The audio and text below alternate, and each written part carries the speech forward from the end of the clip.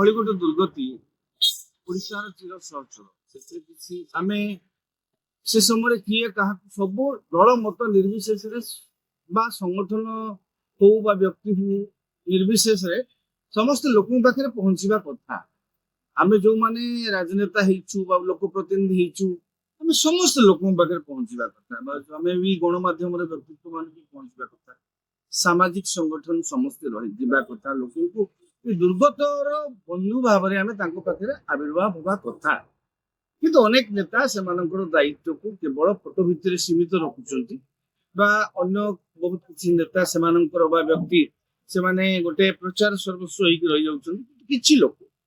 କିଛି ଲୋକ ଲୋକଙ୍କ ପାଖକୁ ଯାଉଛନ୍ତି, ଲୋକଙ୍କ ସମସ୍ୟା ସହିତ ନିଜକୁ ସାମିଲ କରୁଛନ୍ତି, ତାଙ୍କ ଦୁଃଖ ସୁଖ ଯଥାସମ୍ଭବ ବୁଝିବାକୁ ଚେଷ୍ଟା କରୁଛନ୍ତି। ଆପଣ ଯୋଉ ଦୁଇ ଜଣ କଥା କହିଲେ ବିଜୁ ଜନତା ଦଳର ପ୍ରଣବ ପ୍ରକାଶ ଦାସ ଆଉ ଆପଣଙ୍କର ଯୋଉ ଭାରତୀୟ ଜନତା ପାର୍ଟିର ବା ବର୍ତ୍ତମାନର ମନ୍ତ୍ରୀ ଯିଏ ଅଛନ୍ତି ଉପମନ୍ତ୍ରୀ ସଂସ୍କୃତି ଉଚ୍ଚ ଶିକ୍ଷା ଭାଷା ସାହିତ୍ୟ ମନ୍ତ୍ରୀ ସୂର୍ଯ୍ୟବଂଶୀ ସୁରଜ ମହୋଦୟ ସେମାନେ ଲୋକଙ୍କ ପାଖକୁ ଯାଉଛନ୍ତି। ଉଭୟ ଯୁବକ, ତେଣୁ ଅନେକ ବି ଯୁବକ ଅଛନ୍ତି,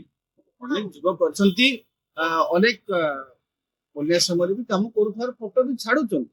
କିନ୍ତୁ ଏଇମାନେ କାହିଁକି ଏମାନେ ଗୋଟେ ହୃଦୟ ଅନ୍ତରରୁ ଲୋକଙ୍କୁ ସେବା କରିବାକୁ ଚାହୁଁଛନ୍ତି। ହୁଏତ ରାଜନୈତିକ ସ୍ୱାର୍ଥ ଥାଇପାରେ, ମନା କରୁନି ଯେ ରାଜନୀତିର ବିନା ରାଜନୈତିକ ସ୍ୱାର୍ଥରେ ସେମାନେ ଏମିତି କାମ କରୁଥିବେ ଆମେ ଅସ୍ୱୀକାର କରିପାରିବା ନାହିଁ। ଥାଇପାରେ ରାଜନୈତିକ ସ୍ୱାର୍ଥ ଥାଇପାରେ, କିନ୍ତୁ ସେମାନେ ଯୋଉ କାମଟି ବନ୍ୟାରେ ଦୁର୍ଗତ ହେଇଥିବା ବନ୍ୟା ଦୁର୍ଗତଙ୍କ ପାଇଁ ଯାହା କରୁଛନ୍ତି ନିହାତି ଭାବରେ ଅନ୍ୟମାନଙ୍କ ତୁଳନାରେ ଅଧିକ ଦୃଷ୍ଟିଗୋଚର ହେଉଛି ଆଉ ପ୍ରଶଂସନୀୟ ପଦକ୍ଷେପ ମଧ୍ୟ। ଉଭୟ ଯୁବକ, ତେଣୁ ଯୁବ ସୁଲଭତା ତାଙ୍କ ଭିତରେ ଅଛି ଆଉ ଲୋକଙ୍କ ପ୍ରତି କାମ କରିବାର ମାନସିକତା ସେମାନେ ପ୍ରଦର୍ଶନ କରିଛନ୍ତି। ହୁଏତ ସେଟା ତାଙ୍କର ହୃଦୟର ଡାକ ହେଇଥାଇପାରେ, ନାଇଁ ତ ରାଜନୈତିକ ବାଧ୍ୟବାଧକତା ହେଇଥାଇପାରେ।